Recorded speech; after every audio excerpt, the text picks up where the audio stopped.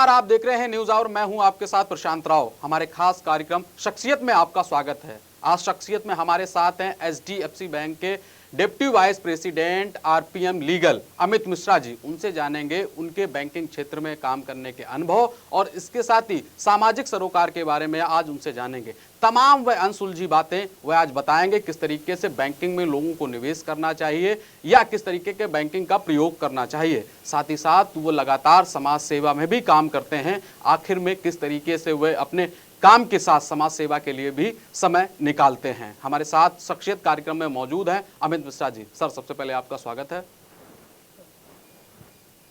Sir, सबसे पहला सवाल, बैंकिंग को लेकर तमाम जो लोगों के बीच में सवाल रहते हैं, खासकर जोखिम का, तो ऐसे में बैंकिंग में खासकर सबसे ज़्यादा जो फ्रॉड होता है वो लोन को लेके होता है, ज़मीन की खरीद फरोख्त को लेके होता है। ऐसे में लोग कैसे जागरूक रहें और कैसे उनका बचाव हो सकता है? देखिए, सबसे पहले मैं बताता हूँ आपको कि जब आप एक प्रॉपर्टी लेने जाते हैं तो आपको सबसे पहले ये ध्यान रखना पड़ेगा कि उस लैंड का रेरा से अप्रूवल है कि नहीं, किसी रेगुलेटरी अथॉरिटी से अप्रूवल है कि नहीं है जी। अगर वो नहीं है तो उसको लेने में एक रिस्क है जी। और दूसरी चीज़ आपको देखना पड़ेगा कि उससे पहले की जो registry of chain of registry है उसको आपको वेरीफाई करना होगा, जिससे आपका लैंड सुरक्षित रहेगा। आप जो लैंड लेंगे वो आपके लिए सुरक्षित रहेगा और उसी पे लोन भी हो पाएगा जी। अगर प्रॉपर्टी रजिस्टर्ड नहीं है, प्रॉपर्टी में चेन डीड नहीं है, तो आप लोन नहीं ले पाएंगे, लोन आपको नहीं मिलेगा। ये सबसे पहले ये देखना पड़ेगा। और हमेशा प्रॉपर्टी वो लेनी चाहिए जो अथॉरिटी से रजिस्टर्ड हो।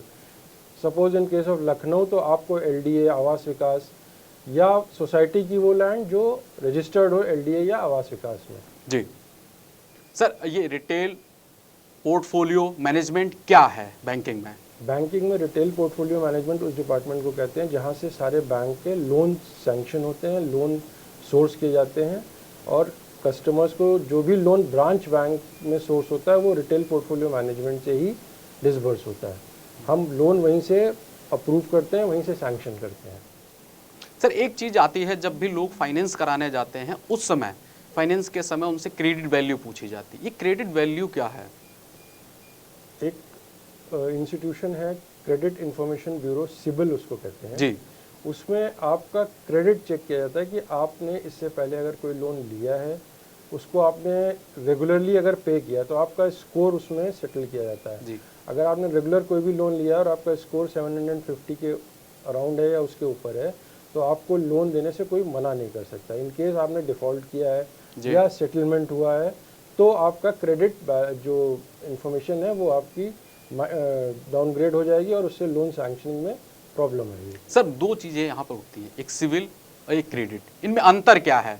बहुत से लोग नहीं जानते हैं चीज़ें। सिबिल जो है वो एक क्रेडिट इंफॉर्मेशन ब्यूरो है जी। एक कंपनी है जो सबका क्रेडिट को रेट करता है कि अगर आपने 10 लोन लिया और सबको अच्छे से चलाया है तो आपका स्कोर 750 से बहुत ऊपर होगा, तो आपको लोन अप्लाई करने में, लोन ऑफर करने में बैंक को या किसी फाइनेंशियल इंस्टीट्यूशन को कोई प्रॉब्लम नहीं होगी जी। और क्रेडिट ही वो है कि जिसमें आपके ऊपर कोई लायबिलिटी नहीं है और आपकी इंटीग्रिटी कोई डाउटफुल नहीं है उसमें। सर, एक चीज़ और आती है समस्या यहाँ पर, सिविल को लेके या फिर क्रेडिट को लेके। कई बार बैंकों में इस तरीके की तमाम समस्याओं का लोगों को सामना करना पड़ता है, या फिर जब वो फाइनेंस ले लेते हैं तो उनके भुगतान को लेके लोग समय से भुगतान कर देते हैं, उसके बाद भी उनका पेंडिंग बना रहता है। ऐसे में जो कस्टमर होते हैं उनको किस तरीके की सर्विस मिले ताकि वो इससे निजात पा सकें? बहुत सी होती है, बैंकिंग का बकाया होता है, उसको लेकर भी लोगों में कुछ पैसे रह जाते हैं। हालांकि बैंक सेटलमेंट की बात करता है लेकिन फिर भी वो लंबे समय तक प्रोसेस चलता रहता है और जो कस्टमर होता है जिसने लोन लिया होता है उसको भरना पड़ता है। कैसे निजात वो लोग ले सकते हैं या कैसे वो लोग इसमें एक तरीके से सजग रहें, जागरूक रहें कि बैंक का जो लोन लिया है वो समय पर चुकाएं? बैंक का लोन अगर आपने लिया और ईएमआई आपकी रेगुलर जा रही है विदाउट एनी बाउंसिंग जी, तो उसमें कोई भी आपका आउटस्टैंडिंग नहीं होगा कभी भी। जैसे ही वो लोन टेन्योर पूरा करेगा आपको बैंक एनओसी आपके रेजिडेंशियल रजिस्टर्ड एड्रेस पे भेज देता है बैंक। और अगर आपके बीच में एक भी कोई चेक रिटर्न हो गया सपोज जी, तो उसका जो बाउंसिंग चार्जेस हैं और उसका जो interest till the date of EMI is not paid, तब तक वो चार्ज बढ़ता रहेगा। इसके लिए आपको तुरंत बैंक से संपर्क करना चाहिए और वो अमाउंट डिपॉजिट करा देंगे तो कभी भी आपके सिविल में कोई इफेक्ट नहीं आएगा। उसका 30 डेज़ का पीरियड होता है बाउंसिंग के बाद, उसके अंदर अगर आपने जमा करा दिया उसको तो सिविल में वो रिपोर्ट नहीं होता है। सर एक चीज़ और आपसे जानना चाहेंगे, ग्रामीण क्षेत्रों में बात की जाए तो वहाँ पे लोन लेने का तरीका होता है, खासकर उसे किसान क्रेडिट कार्ड कहा जाता है, केसीसी लोग लेते हैं, और शहरों में अक्सर लोग पीएल लेते हैं, पर्सनल लोन। तो इन दोनों में अगर देखा जाए कि अगर उधर किसान लोन ले रहा है, उसकी आकस्मिक किसी भी तरीके से मौत हो जाती है, चाहे दैवीय आपदा हो या गंभीर बीमारी से, अगर पीएल लिया है, पीएल में गंभीर बीमारी से या आकस्मिक मौत हो जाए, तो ऐसे में कैसे इसका निपटारा हो सकता है? बहुत से लोग कह देते हैं कि बैंक ने हमारा बीमा किया था, जब हमने लोन लिया था बीमा का पैसा कटा था, तो ये भी कैसे निजात मिल सकता है? क्योंकि अक्सर इसमें द्वंद्व छिड़ा रहता है, कानूनी कार्रवाइयाँ होती हैं दोनों तरफ से। तो इसमें लोगों को थोड़ा आप मार्गदर्शित करें कि कैसे लोग इस चीज़ से बच सकें या इस भ्रम से बच सकें। जब आप लोन के लिए अप्लाई करते हैं तो उस समय आपसे पूछा जाता है कि आप इंश्योरेंस कराएंगे कि नहीं। वैसे तो अब ये मैंडेटरी हो गया, हाउसिंग लोन में तो ये मैंडेटरी है कि आपको कराना ही कराना है। जी जी। और केसीसी और पर्सनल लोन में भी इंश्योरेंस होता है। हमारे जैसे एचडीएफसी बैंक में एक सुरक्षा नाम से हम लोग इंश्योरेंस करते हैं, उसमें आपको तब तक पेमेंट करना है ईएमआई का जब तक आप एकदम परफेक्ट हैं। अगर कुछ मिसहैपनिंग हो गई तो वो सुरक्षा बीमा को आप जाके ब्रांच में जहाँ से आपने लोन लिया वहाँ पे अगर आप नोटिफाई करेंगे तो आपका वो amount loan department, insurance department पे कर देगा बैंक को। जी, आपको उसमें कुछ नहीं करना, बहुत सिंपल सी प्रक्रिया है। आप जाके एप्लीकेशन दें, साथ में डेथ सर्टिफिकेट दें और वो लोन क्लोज हो जाएगा सुरक्षा से, आप इंश्योरेंस कंपनी उसको क्लोज कर देगी। सर अगर देखा जाए, भारत के प्रधानमंत्री नरेंद्र मोदी, उत्तर प्रदेश के मुख्यमंत्री योगी आदित्यनाथ देश के युवाओं को, लोगों को आत्मनिर्भर बनाने की बात करते हैं, एमएसएमई सेक्टर को ज़्यादा बढ़ाने की बात करते हैं, छोटे उद्योग धंधे स्थापित हो सके। ऐसे में एमएसएमई सेक्टर में जो लोग रजिस्टर्ड कंपनियां हैं उनकी बैंक किस तरीके से मदद कर सकती है? उसमें इस समय तो गवर्नमेंट का प्रेशर भी है, गवर्नमेंट की प्रायोरिटीज़ भी है और बैंक्स की भी प्रायोरिटी है कि उसमें हम लोग बहुत जल्दी लोन सैंक्शन करते हैं। जी, अगर आप एमएसएमई सेक्टर में जाके किसी भी प्रोजेक्ट को सबमिट करते हैं तो हमारे यहाँ लोन, इनफैक्ट हमारे क्या सारे बैंक्स में प्रायोरिटाइज कर दिया गया है उसको, और उसका तुरंत सैंक्शन होता है अगर कोई भी उसमें इशू नहीं है तो। जी सर, लेकिन यहाँ देखा जाए तो आपने प्रोजेक्ट रिपोर्ट की बात की है, तो बहुत से लोगों को तमाम व्यापार का अनुभव है, प्रोजेक्ट रिपोर्ट कैसे तैयार कर सकते हैं ताकि बैंक उसका अप्रूवल करे, उसके बाद उन्हें लोन मिल सके? देखिए, अगर it is a good startup और अच्छा उसमें वैल्यू है उसकी, तो उसमें एक चार्टर्ड अकाउंटेंट से आप प्रोजेक्ट रिपोर्ट प्रिपेयर कराते हैं। और वैसे तो छोटे दुकानदारों के लिए हम लोग डायरेक्ट ही लोन दे रहे हैं, 10,000 से लेके 50,000 तक छोटे दुकानदारों को लोन डिसबर्स कर रहा है बैंक। सिर्फ आप जाके अप्लाई करिए ब्रांच में, उसमें प्रोजेक्ट रिपोर्ट नहीं चाहिए, कुछ नहीं चाहिए, आपका बिजनेस होना चाहिए, चाहे चाय की दुकान हो, चाहे कोई भी रेडी हो, उसमें 10,000 से 50,000 रुपए का लोन हम लोग खुद दे रहे हैं। अच्छा, वो चाहे शहरी क्षेत्र में हो या ग्रामीण क्षेत्र में हो, कहीं पे भी हो। हाँ सर, आपने इतना जो जानकारी दी है, अब आपके व्यक्तिगत जीवन पे चलते हैं। आप लगातार जहाँ एक और एचडीएफसी बैंक में वाइस प्रेसिडेंट हैं, आरपीएम हैं, इसके साथ ही आप लगातार सामाजिक सेवा में भी काम करते हैं। कोरोना काल में भी आपने लोगों की बहुत मदद की है, तमाम स्वयंसेवी संस्था हो या प्रसादम सेवा केंद्र हो, विजयश्री फाउंडेशन हो, आपने बहुत मदद की है। तो ऐसे में आप कैसे समय निकालते हैं? आपकी धर्मपत्नी है, वह भी लगातार समाज सेवा करती हैं, तो कैसे समय निकाल लेते हैं, कैसे समन्वय बैठाते हैं? देखिए, समय तो आपके हाथ में है, अगर आप जब चाहेंगे तब निकाल लेंगे, अगर आपकी प्रायोरिटी में वो काम है जी, तो इसमें समाज कार्य करने से थोड़ा सा संतोष का भाव रहता है और एक संतुष्टि मन में रहती है कि कुछ समाज के लिए हम लोगों ने किया जी, ये एक ऑब्जेक्टिव रहता है। तो समय निकालने के लिए आदमी निकाल लेता है, जब अगर चाह लेगा तो समय निकाल लेता है। उसमें हमारी धर्मपत्नी का भी रोल है, वो भी हमको मोटिवेट करती हैं और हमारे साथ खड़ी रहती हैं, तो इसलिए और आसानी से हो जाती हैं चीज़ें। हमें जो जानकारी है कि जिस समय भयंकर कोरोना त्रासदी चल रही थी, देश ही क्या विदेशों में भी लगातार त्राहिमाम मचा था, उस समय आपके परिवार में लोगों ने बहुत मदद की, तमाम लोगों को भोजन उपलब्ध कराया, आवश्यक सामग्री उनको उपलब्ध कराई। इसके साथ ही क्या प्रेरणा आप लोगों को देना चाहेंगे, क्या मैसेज देना चाहेंगे कि वह स्वयंसेवी संस्थाओं के साथ मिलकर जो मानव सेवा है, यानी नर सेवा नारायण सेवा है, जिसको हम लोग भगवान की सेवा भी कहते हैं, क्या मैसेज देंगे ऐसे लोगों को? देखिए, हर आदमी को जो समाज के लिए कुछ कर रहा है और जो समाज से कुछ ले रहा है, उसको समाज को वापस भी करना है जी। वो किसी भी रूप में करे, उसको करना चाहिए और हर आदमी को इसके लिए प्रयासरत रहना चाहिए कि वो समाज के लिए कुछ करे। कण कण से ही घड़ा भरेगा और सबको कुछ ना कुछ करना चाहिए समाज के लिए। अगर आप समाज से कुछ ले रहे हैं तो हमें समाज को देना भी है। अब बिल्कुल देखिए, समाज से अगर कुछ आपको मिल रहा है तो लोगों को आपको वापस भी करना है। लेकिन सर, सबसे महत्वपूर्ण सवाल अगर की जाए, हमें सेवा कौन सी करनी चाहिए जिससे लोग लाभान्वित हों? आपके साथ आपकी काफ़ी अनुभव भी होगा, आपने फील्ड में भी काम किया है, इसके साथ सामाजिक अनुभव भी है।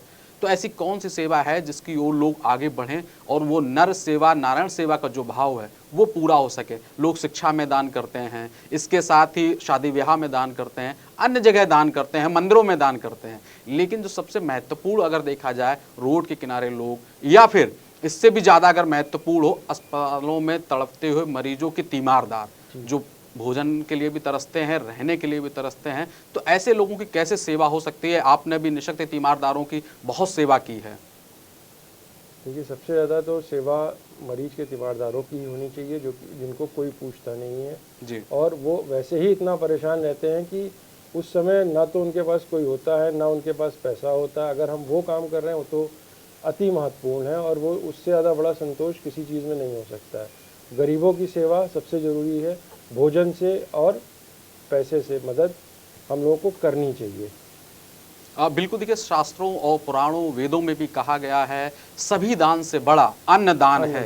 चाहे भगवान ब्रह्मा हो, भगवान विष्णु हो, भगवान शिव हो, और इसके साथ ही स्वयं भगवान कृष्ण ने भी अन्न को समझाया है कि अन्न का महत्व क्या है। आपको भले ही स्वर्ग प्राप्त हो जाए, लेकिन आपने अन्न दान नहीं किया है तो फिर आपको यह वापस नहीं मिलेगा। सर, इसके साथ ही अन्नदान का अगर महत्व देखा जाए तो कितना आप मानते हैं कि लोग पैसे तो दान कर देते हैं या शादी ब्याह में बहुत वेस्टेज करते हैं, और आप अगर पाश्चात्य सभ्यता की बात की जाए तो लोग पैसे केवल दिखावे में खर्च कर रहे हैं, वास्तविक रूप तक लोगों में नहीं पहुंच रहा है। क्या कहेंगे ऐसे लोगों को, क्या संदेश देना चाहेंगे, कैसे आप प्रेरित करेंगे? हम तो चाहते हैं कि हर आदमी अन्नदान तो अवश्य करे, क्योंकि भूखे को भोजन देना उससे बड़ा कोई दान है नहीं। अगर आपने किसी का पेट भर दिया तो उससे बड़ी संतुष्टि आपको कहीं नहीं मिलेगी। अन्नदान तो अति महत्वपूर्ण है और उसको करना चाहिए हर एक इंसान को। जी। दर्शकों, मैं आपको बता दूं, अमित मिश्रा जी लखनऊ महानगर सेक्टर D2 पार्क में बच्चों को शिक्षा भी प्रदान कर रहे हैं, जो तमाम स्वयंसेवी संस्थानों के सहयोग से चल रहा। उसमें खास महत्व जो है वो विजयश्री फाउंडेशन का है, जहां बच्चों को डिजिटल मॉनिटर के तरह सेवा से वहाँ लोगों को लाभान्वित किया जा रहा है। बच्चों की फीस भरी जा रही है, उन्हें मुफ्त कापी किताबें भी दी जा रही हैं। उसमें अगर परीक्षा का ध्यान दिया जाए बच्चों को, तो वह भी अमित मिश्रा जी हैं जो वो मदद करते हैं, बच्चों को पढ़ाते हैं, ट्यूशन देते हैं, किताबें हैं वह भी उनको उपलब्ध कराते हैं।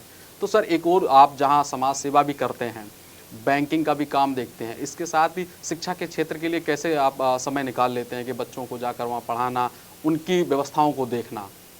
देखिए, कोशिश करने से सब कुछ हो जाता है। अगर आप चाहेंगे तो समय निकल आएगा हर चीज़ के लिए, और शिक्षा तो बहुत ज़रूरी चीज़ है। अगर शिक्षा होगी तो आदमी कुछ ना कुछ कर ही लेगा अपने लिए, अदरवाइज़ तो वो फिर बेकार है अगर शिक्षा नहीं है उसके पास। तो इसके लिए भी समय सबको निकालना चाहिए, जितना हो सके उतनी मदद करनी चाहिए।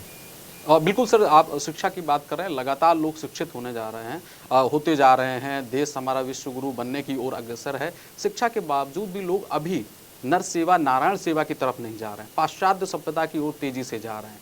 तो ऐसे लोगों को, जो भटकती हुई मानवता है, उनके लिए आप क्या कहेंगे? उनके लिए आपका जो अनुभव है क्या कहता है कि उनको किस तरीके की सेवा करनी चाहिए?